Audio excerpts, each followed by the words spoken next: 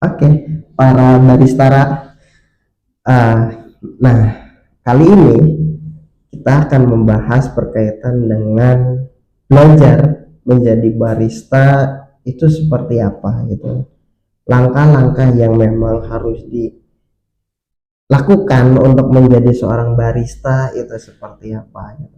Jadi memang belajar barista tuh tidak harus nunggu sempurna ya dengan alat yang sekian mewah gitu kan, tapi harus memahami dasarnya menjadi seorang barista itu seperti apa dan juga konsistensi untuk belajarnya seperti itu. Jadi sekalian para teman-teman yang ingin menjadi seorang barista itu ternyata bisa belajar dari rumah ya seperti itu. Nah, ini nih kesalahan umum yang memang seorang barista itu kan, itu adalah terlalu banyak mikir gitu kan, tapi tidak mulai-mulai gitu kan untuk belajar. Itu hal ya, kata istilah pengen jadi seorang barista nih gitu kan, tapi mikirin aja kan cara belajarnya kayak gini tapi tidak mempraktikkan gitu. Karena memang pada dasarnya kan menjadi seorang barista itu adalah praktik ya, bukan dibayang-bayangkan seperti itu. Nah, kemudian fokus pada alat ya. Kita fokusnya alatnya belum ada nih, mesin espresso belum ada gitu kan, tidak bisa gitu untuk mulai. Nah, itu hal yang fatal ya, hal yang salah. Kenapa?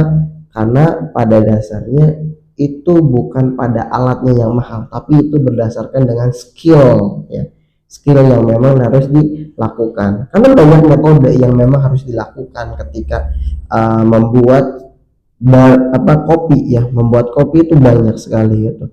Nah, kemudian nunggu modalnya besar ya. Nah, itu salah juga ya teman-teman ya, karena membuat kopi itu sangat mudah seperti itu.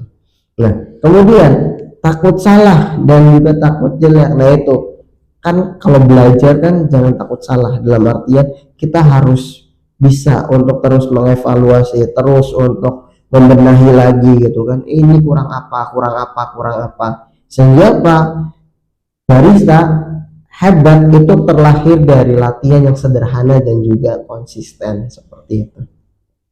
Nah, langkah-langkahnya yang pertama adalah pahami dari dasar kopinya. Ada kopi robusta, ada kopi arabica. Kopi-kopi itu ya, itu harus tahu jenis-jenisnya ya, terkait dengan penggunaannya. Itu memang berkaitan dengan teori, tapi dari teori kita akan mencoba dan juga menyesuaikan dengan rasio berapa gitu kan, berapa banding berapa seperti itu, karena pasti ada kaitannya dengan pencampuran seperti itu. Nah, kemudian yang kedua, bisa nonton dan juga mempraktikkan, namanya metode manual brew yang memang sifatnya itu adalah sederhana. Kemudian latihan berkaitan dengan rasa, yang dimana ada rasa asam, rasa pahit ya kan, itu memang rasa-rasa yang balance dalam dunia perkopian gitu kan ya. Nah, kemudian biasakan kebersihan dan juga kerapian ketika bekerja seperti itu. Intinya apa? Siap untuk belajar seperti itu. Nah, kemudian di sini ada tata caranya nih. Dalam minggu pertama yang memang harus diprioritaskan ketika ingin menjadi seorang barista ya. Apa? Yang pertama, pemahaman dasar kopi ya. Ada kopi arabica, ada kopi robusta, yang memang tipikal kopi-kopi ini memang berbeda gitu. Jika misalkan ingin pahit ya, menggunakan robusta. Kalau ingin misalkan terasa asam gitu kan, tidak pahit banget, bisa menggunakan arabica yang memang mayoritas orang menggunakan seperti itu. Kemudian dari segi teknik dasar seduhnya gitu kan, bisa menggunakan manual brew gitu, yaitu bisa dengan menggunakan tubruk, French press, bisa juga dengan V60 ini adalah V60 ya, ini bisa digunakan.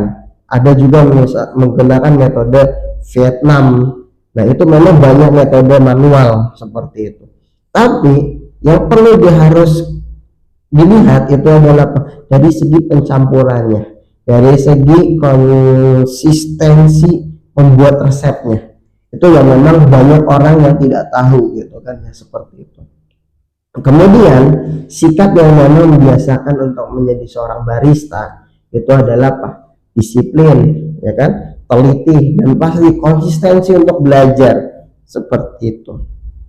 Nah selanjutnya ini hal yang lupa seorang barista gitu, yang selalu dilupakan apa? Harus beli alat yang mewah, harus beli alat yang mahal, padahal itu tidak wajib ya untuk teman-teman. Kenapa? Karena memang hal yang paling penting itu adalah apa? Pahami fungsi alat, bukan harganya ya. Jadi kayak seperti teko gitu kan, teko listrik itu memang ketika Anda ingin yang lebih dari segi harganya yang mahal, itu memang ada gitu kan, tapi kita bisa menggunakan hal yang sederhana aja, menggunakan teko alsa yang memang tidak mahal, ada gitu kan, seperti itu. Nah kemudian bisa konsisten dengan alat yang sederhana seperti itu.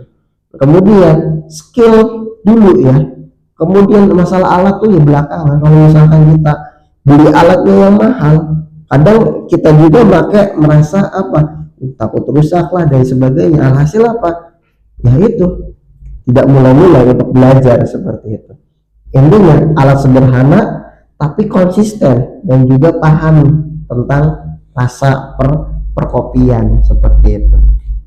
Nah alat yang memang minimal untuk belajar itu adalah apa?